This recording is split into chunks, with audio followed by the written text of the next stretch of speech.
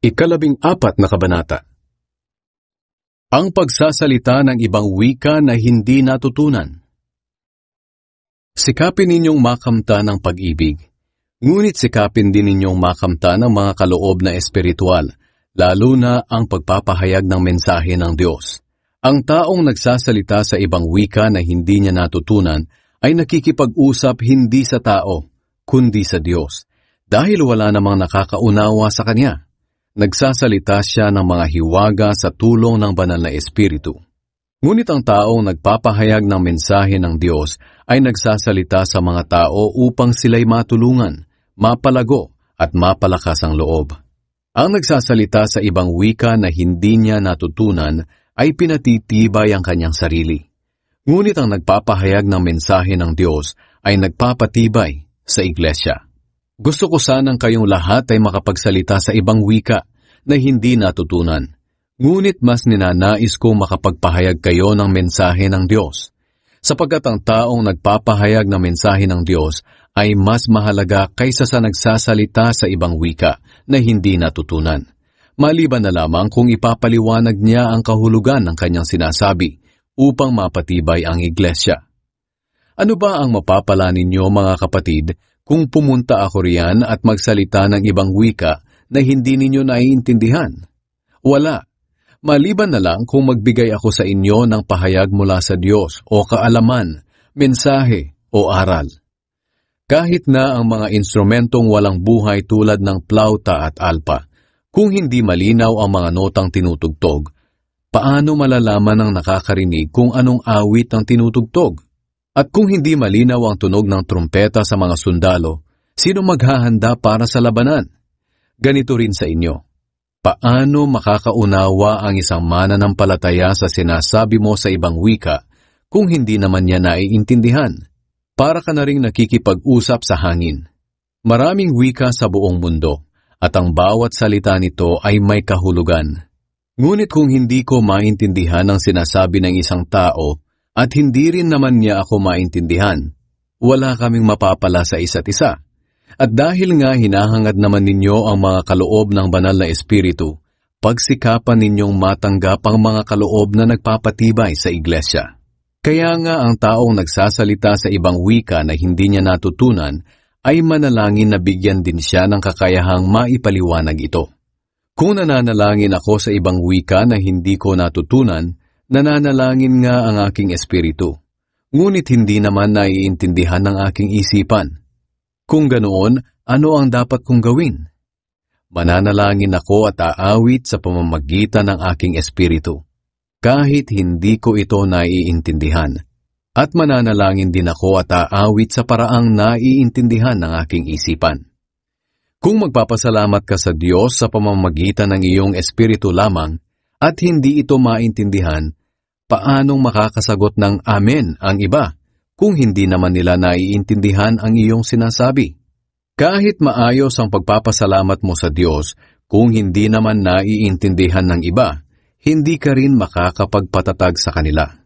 Nagpapasalamat ako sa Diyos na nakapagsasalita ako sa iba't ibang wika na hindi natutunan ng higit pa sa inyong lahat.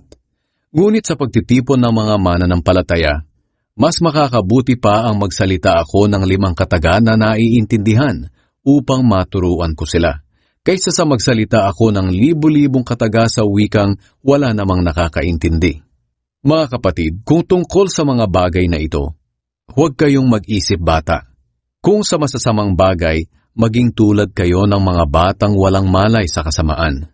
Ngunit sa pangunawa, mag-isip matanda kayo.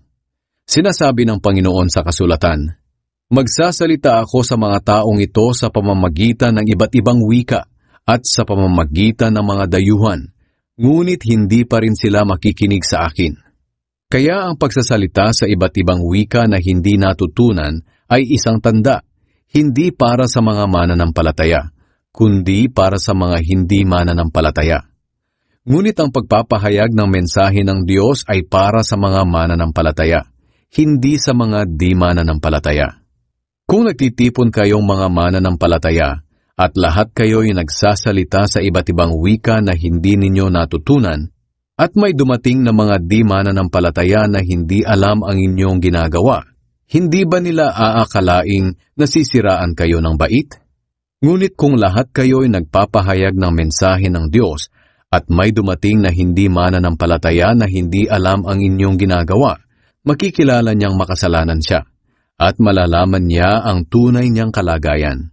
Maging ang mga lihim ng kanyang puso ay maihahayag at dahil dito, siya'y magpapatira pa sa pagsisisi at sasamba sa Diyos at masasabi niyang ang Diyos ay talagang nasa piling ninyo. Ang maayos na pagsamba. Kaya mga kapatid, ito ang nararapat ninyong gawin sa inyong pagtitipon. Ang iba'y aawit, ang iba'y magtuturo, ang iba'y magpapahayag ng mensahe ng Diyos, at ang iba'y magsasalita sa iba't ibang wika na hindi nila natutunan, at ang iba na may magpapaliwanag kung ano ang ibig sabihin ng mga sinasabi sa mga wikang iyon. At ang lahat ng inyong gagawin sa inyong pagtitipon ay gawin ninyo sa ikatitibay ng iglesia. Kung may magsasalita sa ibang wika na hindi natutunan, kailangang 2 lamang o 3, at huwag sabay-sabay, at dapat may magpapaliwanag sa kanilang sinasabi. Ngunit kung walang magpapaliwanag, mas mabuti pang tumahimik na lamang sila sa loob ng iglesia at makipag-usap na lang sa Diyos ng sarilinan. Kung mayroon sa inyo ang pinagkalooban ng mensahe ng Diyos, hayaang magsalita ang 2 o 3 sa kanila. Ang iba na may dapat makinig at unawaing mabuti kung tama o mali ang kanilang sinasabi. Ngayon, kung sa mga nakaupo ay may pinagkalooban ng mensahe ng Diyos, dapat tumahimik na ang nagsasalita upang makapagsalita naman ang iba. Sapagkat kayong lahat ay maaaring makapagpahayag ng mensahe ng Diyos ng isa-isa, upang matuto ang lahat at mapalakas ang kanilang pananampalataya. Ang nagpapahayag ng mensahe ng Diyos ay dapat may pagpipigil sa sarili, sapagkat ang Diyos ay hindi nagdadala ng kaguluhan, kundi kaayusan. Tulad ng nakaugalian sa lahat ng iglesia ng mga pinabanal ng Diyos, ang mga babae ay dapat tumahimik sa mga pagtitipon nyo dahil hindi sila pinahihintulutang magsalita. Dapat silang magpasakop sa mga lalaki ayon sa sinasabi ng kautusan. Kung may tanong sila, tanungin na lang nila ang kanilang asawa pagdating sa kanilang bahay, sapagkat nakakahiyang magsalita ang isang babae sa loob ng iglesia. Inaakala ba ninyong nagmula sa inyo ang salita ng Diyos? O di kaya'y kayo lang ang nakatanggap nito? Kung mayroon sa inyong nag-aakala na may kakayahan siyang magpahayag ng mensahe ng Diyos o sumasa kanya ang banal na espiritu, dapat din niyang kilalanin na ang mga sinusulat ko sa inyo'y utos mismo ng Panginoon. At kung mayroon mang hindi kumikilala sa aking mga sinasabi, ay huwag din ninyong kilalanin. Kaya mga kapatid, pakahangarin ninyong makapagpahayag kayo ng mensahe ng Diyos at huwag ninyong ipagbawal ang pagsasalita sa ibang wika na hindi natutunan. Ngunit gawin ninyo ang lahat sa maayos at wastong paraan.